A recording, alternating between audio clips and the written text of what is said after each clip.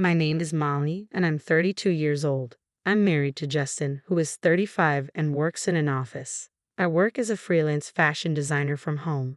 My career started with many small, exciting projects, but it wasn't until I landed a significant project with a substantial paycheck that things really changed. This opportunity allowed Justin and me to move into a luxurious high-rise apartment, something I had always wanted. Since I was the one who had dreamed of living in such a place, I agreed to cover the monthly rent myself. Justin was thrilled about the new apartment, and I thought our future together looked bright. I couldn't have anticipated what was about to happen next. One day, Justin brought his 65-year-old mother, Betty, to our place. Her husband had passed away 3 years ago, and she had been living alone since then. "Hi, Molly," Betty greeted me. "Hi, Betty, it's been a while. What's going on?" "Well," Justin began awkwardly, "she wants to move in with us." "Why?" I asked, surprised. Justin explained that Betty's house was deteriorating, and she wanted to move to a better place. She didn't have much money, so she hoped to stay with us temporarily. I understood the situation but wasn't thrilled about it. Our apartment was a haven for just the two of us, and Betty, whom I barely knew, felt like a stranger. I was reluctant to have her join us. "Please," Justin said, taking my hands. "Her house is falling apart. I promise I'll urge her to find a smaller, newer place as soon as possible." Reluctantly, I agreed, thinking it would only be for a short while. A month later, Betty moved in. "Thank you so much for letting me stay in this wonderful apartment," she said. "No problem," I replied with a forced smile. "Please make yourself at home." But soon after settling in, Betty approached me with an unexpected request. "Sorry to dive right in, but may I borrow some money?" I was taken aback. As soon as she had unpacked her things, she was asking me for money. I was taken aback by Betty's directness. "I've been seeing the doctor a lot lately, and it's been costing me money. I just need a little bit, please." "How much are you asking for?" I inquired. "Around $300 for now," she said. Given her age, it wasn't surprising that she might be facing health issues, and I could understand that medical expenses could add up quickly. I reached into my purse, found $650, and handed it to her. Then, one day, Justin came to me with a request. I was unsettled, fearing it might be related to Betty. "You know, we should get a new car," he said. I was so surprised that I nearly fell out of my chair. "What do you mean? We just bought a car 2 years ago." "Well, it's too small," Justin explained. I couldn't understand why the size of the car mattered. It was sufficient for the two of us, or three if you counted Betty. Why did the size need to change? "My mom doesn't like it," Justin added.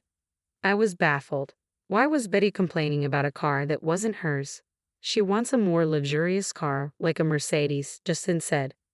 I was completely lost. Changing cars for such a trivial reason seemed unreasonable. Besides, could Betty even drive?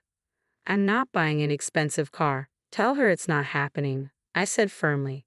At the time, it was clear to me that this request made no sense. Betty's complaints about the car seemed to never end, and soon she came to me again, asking for money. "My medical bills have become more expensive, and I'm falling behind on payments.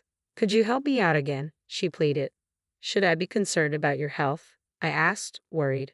Betty hesitated before responding. "Not really. I'm just feeling a bit depressed and having trouble sleeping.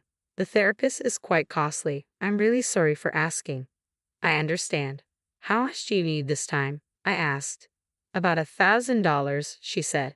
$1,000. I was taken aback. The amount seemed excessive for therapy, though I wasn't well versed in the costs. "I'm sorry," I said, "but my insurance only covers a limited number of sessions fully, and after that, I have to pay half of the charges." "I see," Betty replied. "I'll get it by tomorrow." Despite my shock at the amount, I tried to rationalize it, thinking perhaps there were high costs associated with the therapy. Even after that, Betty continued to find reasons to borrow more money, citing medical bills and transportation costs for visiting sick friends. By the time I realized, the total amount she had borrowed had reached $5,000. Although my job was going well, I was becoming increasingly frustrated. That's when I noticed something strange. One day, I couldn't help but peek into Betty's room. To my shock, I found designer bags and wallets neatly displayed on a shelf. I was stunned. How could she afford such luxurious items when she claimed to be struggling financially? She had borrowed so much money from me, yet her room was filled with expensive goods. I grew increasingly suspicious of the medical bills she'd been asking for. A month later, Betty approached me again, asking for more money with no hint of remorse. "Can you please wait?" she said casually. I decided it was time to confront her. I called Justin, who seemed unaware of the situation.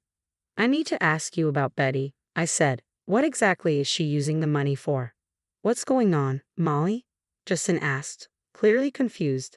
Betty mumbled something about therapy sessions and prescriptions, but I pressed further. "And what about the designer clothes, bags, and other items? Are you really seeing a therapist?" "Of course," Betty replied, but her hesitation was clear. "If that's the case, show me the receipts. You must have them, right?" I demanded. Cornered by my questioning, Betty was at a loss for words. It became evident that she wasn't using the money for her well-being but for something else entirely. Justin, still puzzled, asked, "Wait, what are you guys talking about?" "Betty has been spending the money she borrowed from me, more than $5,000, on luxury items," I explained. "Even so, you're being too aggressive. Can you talk to her more gently?" Justin said, his loyalty clearly lying with his mother. In other words, he was a mama's boy. "I don't have receipts," Betty admitted. "I have been shopping and dining out with friends." I was taken aback. "You seem so relaxed despite claiming to be broke. You didn't seem depressed at all. If you've been lying, you need to pay me back immediately." Betty's eyes were full of desperation. "I can't come up with that amount right away." Frustrated, I pointed to the designer items in her room. "Sell all of those things. If you can't, then move out." Justin, ever the defender, intervened. "Hey, you're being unfair. She deserves a little luxury too." "I wouldn't call it luxury," I shot back. "More than $5,000 has been squandered. This feels like a scam." Justin countered, "You're being disrespectful. Just because you're paying the rent doesn't give you the right to be so arrogant." "If you're unhappy, then you can leave," he said. "What?" I was incredulous. I was reaching my boiling point. Steam seemed about to burst from my ears as I glared at him. "Did I say anything wrong? You're the one who brought Betty here in the first place. You do nothing but lounge around at home. Thanks to you, I'm stuck living with this mess. You're so condescending, it's infuriating." "Get out now," I snapped. Rage consumed me. "Fine. Don't regret this," Justin said, grabbing only the essentials and leaving the apartment. I found a new place quickly. As a remote worker, I could do my job from anywhere. I wasn't fixated on living in a high-rise as long as my new home was comfortable. So now, what was next? I had no intention of returning to that place. I had been covering the rent on my own, and I assumed Justin had no interest in taking over. Even if he wanted to, his paycheck wouldn't be enough to cover it. My income far exceeded his. I consulted with a realtor who had assisted me before. I explained that, due to personal reasons, it had become very difficult to manage the monthly rent. Although I could technically afford it, I chose to downplay my situation.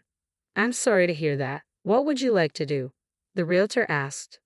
I asked for his help with the situation.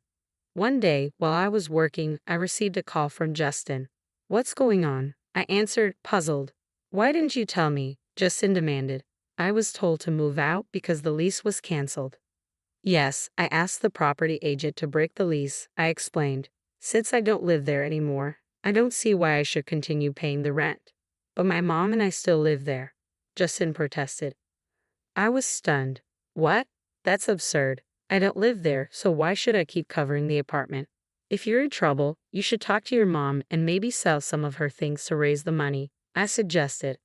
I was incredulous and frustrated. It seemed Justin's sense of entitlement had no bounds. I spoke with a hint of sarcasm. "Well, you were the one who wanted to live in a high-rise. If you're not ready to move, why don't you take over the lease yourself?" "Oh wait, you probably can't afford it with your salary."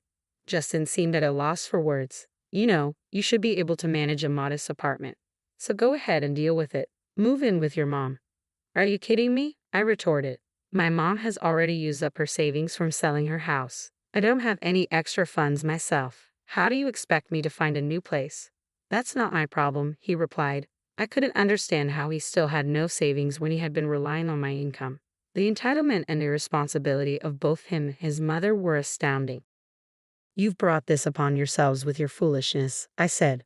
"From now on, figure it out on your own." "Are you saying we should be homeless? You're still my wife," Justin pleaded. "I've told you, figure it out elsewhere." I'm done with this. Goodbye. I hung up the phone. A few minutes later, my phone rang again. It was Betty. Mally, I'm really sorry, she said, her voice trembling. I will pay you back, so please don't kick us out. Her tearful plea surprised and saddened me. I didn't want to lecture her, but I felt I needed to explain. You should live within your means. If you only have a small retirement income, you should adjust your lifestyle accordingly. If you want a higher standard of living, you need to work for it. I knew the harsh reality as a freelancer. If I wanted a certain quality of life, I had to work hard and earn it rather than relying on others. I understand, Betty said. I'm sorry. Please don't let us end up on the street. I'm sorry, I replied, my voice softening.